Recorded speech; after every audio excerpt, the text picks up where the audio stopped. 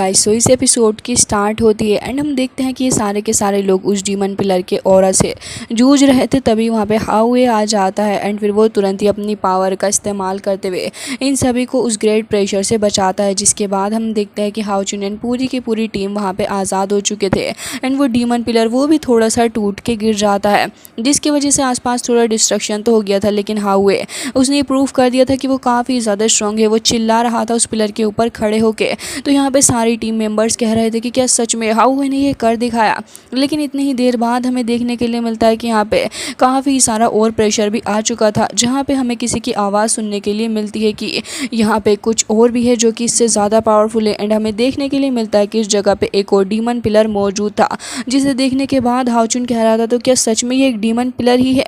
अभी हम देखते हैं कि यहाँ पे काफ़ी ज़्यादा खतरनाक बीस्ट तुरंत ही आ जाता है एंड यहाँ पे सारे लोग तुरंत ही अपने पास में शील्ड लेके आ जाते हैं ताकि ये लोग खुद को प्रोटेक्ट कर पाएँ। तभी यहाँ पे शहर वो तुरंत यहाँ पे अपनी फाइटिंग स्किल्स का इस्तेमाल करते हुए आगे की तरफ को जाती है। एंड हम देखते हैं कि हाउचुन वो न जाने क्यों अपनी सी ऑफ कॉन्शियसनेस के अंदर चला जाता है, जहाँ पे वो देखता है कि यहाँ पे सारे ही लोग डेड से पड़े हुए हैं। वो यहाँ पे कुछ अजीब सी पैरेलल यूनिवर्स टाइप किसी जगह पे जा रहा था, जहाँ पे जैसे ही उस जगह पे जाने के बाद उसको होश आता है तो फिर वो देखता है कि न जाने वो किस जगह पे आ गया है। वो खुद भी काफ़ी कन्फ्यूज था क्योंकि ये जगह उसे नहीं समझ आ रही थी कि आखिर ये जगह है क्या। बल्कि हाउचुन खुद से कहने लग जाता है कि आखिर क्या मैं जिंदा भी हूँ या फिर नहीं। तभी एक ग्रेट एनर्जी का सोर्स उस जगह पे मौजूद था, जो कि उसे बता रहा होता है कि फ्यूचर के डिसीजन आज के ही डिसीजन के ऊपर बेस्ड होते हैं एंड जो कुछ भी होगा वो डेस्टिनी के अंदर पहले से ही लिखा हुआ है। लेकिन छोटी छोटी चीज़ें भी, छोटे मोटे इफेक्ट भी फ्यूचर को चेंज कर सकते हैं एंड अगर तुम डेस्टिनीड वन हुए तो फिर तुम इस चीज़ को करने में कामयाब हो जाओगे।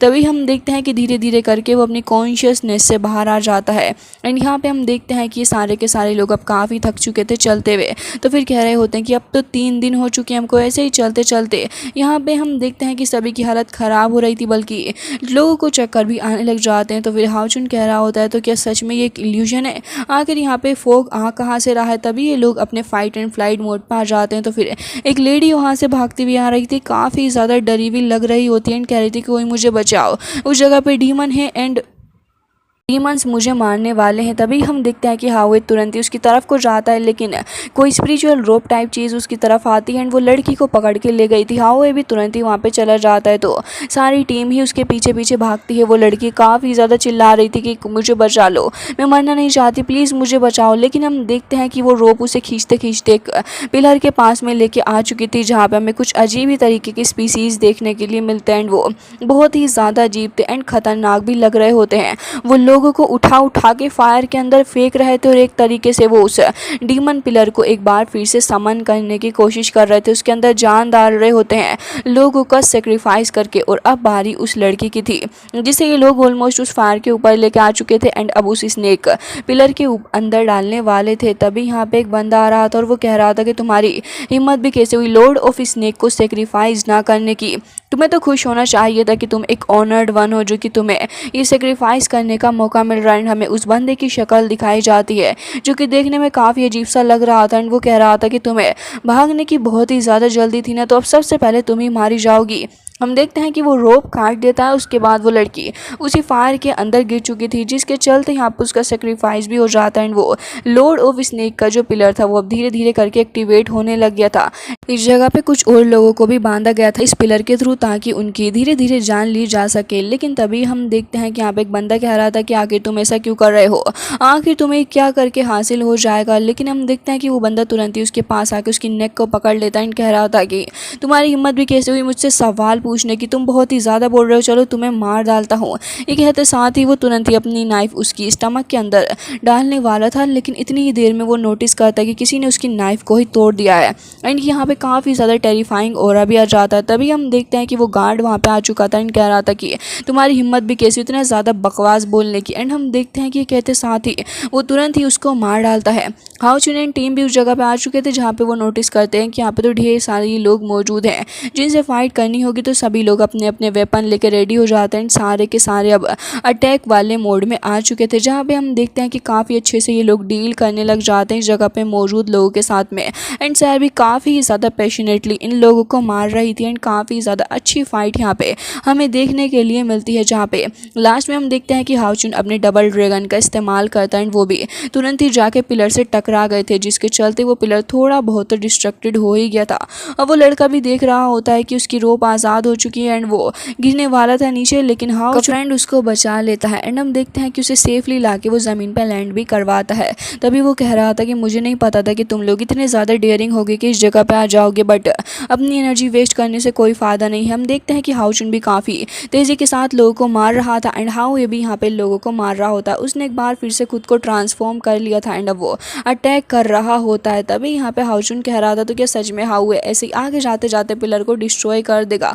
हम देखते हैं कि वो पिलर के ऊपर अटैक करने वाला था, अपनी एलिमेंट की पावर का इस्तेमाल करते हुए काफ़ी स्ट्रॉन्ग अटैक वो करता है एंड हम देखते हैं कि यहाँ पे डिस्ट्रक्शन भी स्टार्ट हो चुका था, लेकिन इतनी ही देर में वो पिलर एक बार फिर से एक्टिवेट हो जाता है एंड यहाँ पे वो बंदा कह रहा था कि मैंने तो पहले ही कहा था कि अटैक करने का कोई फ़ायदा नहीं है। एंड हम देखते हैं कि हाओ के ऊपर भी एक अटैक काफ़ी ज़्यादा स्पीड के साथ में आ रहा था। हाओचुन उसे बचाने के लिए तेज़ी से आगे बढ़ रहा होता है, बट यहाँ पे वो अटैक जाके उसको हिट हो गया था, जिसके चलते हम देखते हैं कि कुछ ही देर बाद यहाँ पे कोई आता है जो कि इन लोगों को कैद कर लेता है एंड ये लोग भी अब उसकी गिरफ्त में थे, जिसके चलते अब वो इन सभी को कह रहा होता है कि क्या कहा तुम लोगों ने कि तुम यहाँ पे आके डिस्ट्रक्शन करोगे, तुम्हारी हिम्मत भी कैसे हुई इस जगह पे आके इतना ज़्यादा तमाशा खड़ा करने की, और अब देखो इस सेक्रीफाइसल पिलर के ऊपर तुम्हारी ही जान भी ले ली जाएगी। एंड उसके बाद फिर हमें उस बंदे की शक्ल को दिखाया जाता है और वो बंदा आते यहाँ पे कह रहा होता है कि अच्छा हुआ तुम सारे के सारे इकट्ठे मिल गए, तुम सभी को एक साथ मारूंगा। तभी हम देखते हैं कि वो हाओ यू के ऊपर भी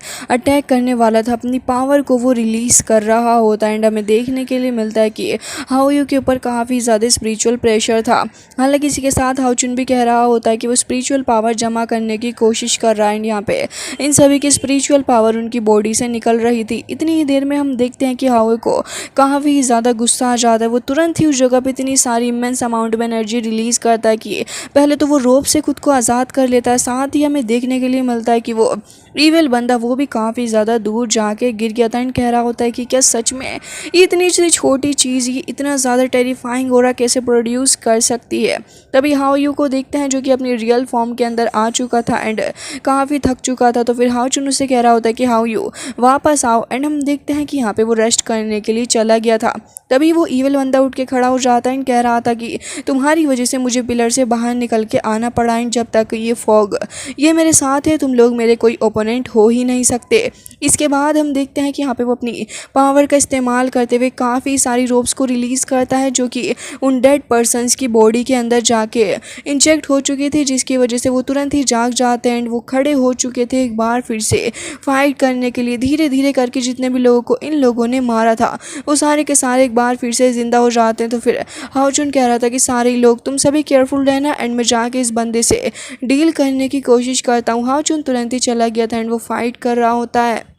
इसके अलावा हम देखते हैं कि बाकी सारे लोग भी काफ़ी अच्छे से डील कर रहे थे। यहाँ पे शीलिन को भी देखने के लिए मिलता है एंड सीमा सियान भी काफ़ी अच्छे से इंजॉय करते हुए फाइट कर रहा था एंड हम देखते हैं कि लिनसिन भी फाइट कर रहा होता है। इन सभी ने मिलकर एक फॉर्मेशन को फॉर्म कर लिया था एंड लास्ट में हम देखते हैं कि गार्ड भी अपनी पावर का इस्तेमाल करते हुए ढेर सारे ईवल्स को मार डालता है एंड यहाँ पर जब थोड़े बहुत बचे थे एंड वो चारों तरफ से शहर को घेर लेते हैं तो फिर वो भी वहाँ पर काफ़ी अच्छे से ग्रेसफुली उन सभी से डील कर रही थी। उसके फाइटिंग करने का स्टाइल कुछ अलग ही मज़ा दे रहा होता है एंड हमें देखने के लिए मिलता है कि कुछ अच्छे तरीके से वो फाइट कर रही थी, वाकई में एक वॉरियर कहलाने के लायक।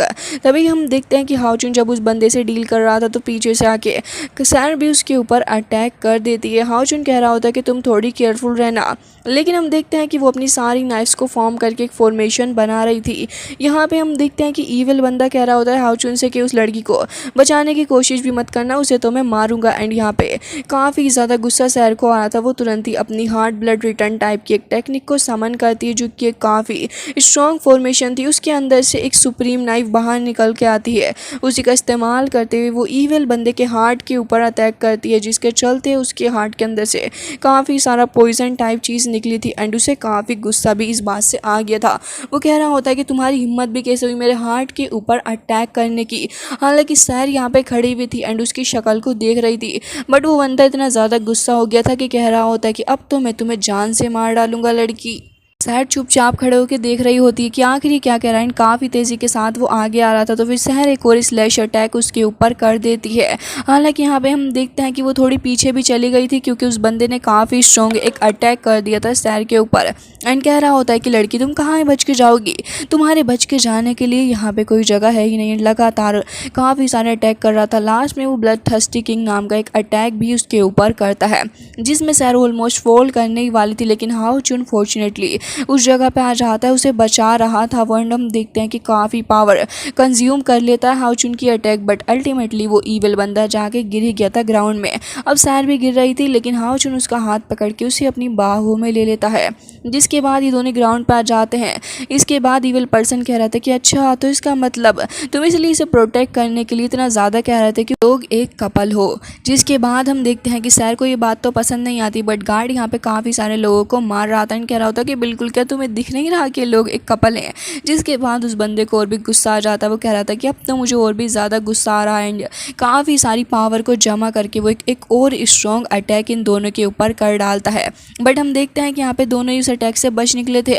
हाउ चुन तुरंत ही काफ़ी ज़्यादा स्ट्रॉन्ग टोर्नेडो फॉर्म करता है एंड उससे अटैक कर देता है। एंड सैर भी यहाँ पे डबल ड्रैगन के थ्रू अटैक कर रही थी उस बंदे के ऊपर। हालांकि वो अपनी पावर को लगातार ऐसे ही रिलीज़ करता जाता है। हाउ चुन उसके सामने आ गया था, उसके ऊपर अटैक कर रहा होता है। एंड सैर भी लगातार उसके ऊपर अटैक पे अटैक करे जा रही थी, बट न जाने कैसे वो बंदा बचता ही जा रहा होता है। बट हाउ चुन भी हार मानने के लिए रेडी नहीं था। वो भी लगातार बिना थके अटैक पे अटैक उसके ऊपर करे जा रहा था। एंड हमें देखने के लिए मिलती एक शानदार लेवल की फ़ाइट इन लोगों के बीच, जहाँ पे बहुत ही अच्छे से फाइट कर रहे थे। अब सैर भी यहाँ पे हाउ चुन का साथ लेके टीम अप होके दोनों ही फाइट कर रहे होते हैं, जहाँ पे एक अच्छे लेवल की टक्कर ये लोग उसको देते हैं। लेकिन वो बंदा कह रहा था कि सोचना भी मत कि तुम मुझे हरा डालोगे, बिल्कुल भी नहीं। और ये कहते हुए वो तुरंत ही अपने सेक्रीफाइसल पिलर को समन करता है, उसकी थोड़ी सी पावर को अपने पास में लेता है। एंड हम देखते हैं कि यहाँ पे उसने अपनी बॉडी को एक काफ़ी ज़्यादा पावरफुल एक स्नेक के अंदर कन्वर्ट कर लिया था, जो कि देखने में बहुत ही ज़्यादा खतरनाक भी नज़र आ रहा था।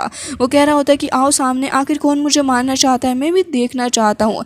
वो शहर के पास जा रहा होता है उसको निकलने के लिए, लेकिन यहाँ पे शहर काफ़ी ज़्यादा तेज़ी के साथ वहाँ से निकल पड़ती है। हाउ चुन भी उसकी हेल्प करने के लिए आ गया था, लेकिन यहाँ पे वो स्नेक में जब कन्वर्ट हो जाता है तो अपनी टेल के थ्रू बहुत ही बुरे तरीके से शहर को फेंक के मारता है। तो हम देखते हैं कि यहाँ पे हाउ चुन भी अपनी पावर का इस्तेमाल करते हुए उसको चेंज के थ्रू जकड़ लेता है। नहीं तो अगर ऐसा वो ना करता तो इतनी देर में तो ये स्नेक उसको निगल भी जाता।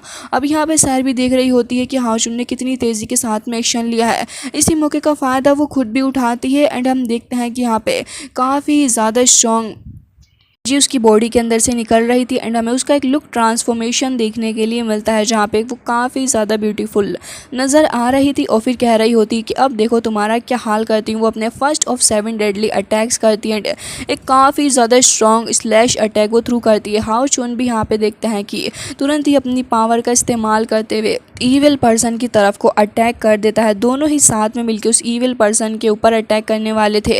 हाउ चुन ने यहाँ पे एक फॉर्मेशन को फॉर्म कर लिया था, एंड वो एक डबल फॉर्मेशन थी, जिसके अंदर से एक स्पिरिचुअल फ्लाइंग स्वॉर्ड निकल रही होती है, जो कि तुरंत ही हाउ चुन डायरेक्ट कर देता है उस ईविल पर्सन की तरफ। एंड यहाँ पे उसने प्रोटेक्ट करने की काफ़ी कोशिश करी थी खुद को, बट उसके टुकड़े टुकड़े हो जाते हैं। वो स्नेक तब्दील होकर टुकड़ों में ज़मीन पे ही जाके गिर गया था, जो कि काफ़ी आइकॉनिक सीन नज़र आ रहा था। एंड यहाँ पे इन लोगों ने सक्सेसफुली उसको मार दिया था। सीमा सियान भी कह रहा होता है कि वाकई में थक गया मैं तो इस बंदे के साथ फाइट करते करते। लेकिन हम देखते हैं कि यहाँ पे ये लोग खड़े हुए थे। एंड हाउ चुन भी कह रहा होता है कि हमने इसको मार डाला। एंड यहाँ पे शहर को भी कुछ कुछ फील हो रहा था। शहर वहाँ पे खड़ी थी, लेकिन इतनी ही देर में हम देखते हैं कि वो हेड उठ के शहर की तरफ को बढ़ने लग जाता है। ये लोग काफ़ी ज़्यादा शॉक हो चुके थे, लेकिन सरप्राइजिंगली शहर यहाँ पे उस अटैक को पहले ही नोटिस कर लेती है, जिसके चलते वो एक शानदार तरीके से उसके हेड को भी ख़त्म कर डालती है। एंड कह रही थी कि काफ़ी डिस्गस्टिंग था ये तो।